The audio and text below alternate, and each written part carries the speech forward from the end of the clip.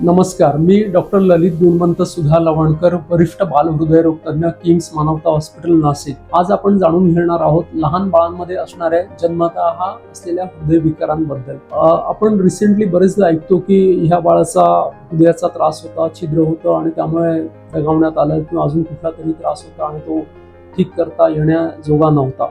परंतु लहान बाळांमध्ये जे जन्मतः हृदयाचे आजार आढळून येतात ते 95 ते 99% आजार एकतर औषधांद्वारे किंवा काही सपोर्टिव्ह सिस्टीमद्वारे आपण ठीक करू शकतो, किंवा काही बाळांना ऑपरेशन किंवा दुर्बीण शस्त्रक्रियेद्वारे सुद्धा हे आजार ठीक होऊ शकतात.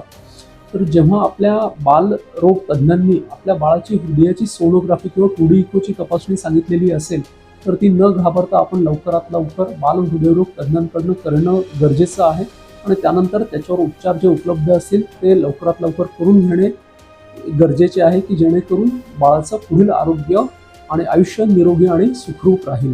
धन्यवाद.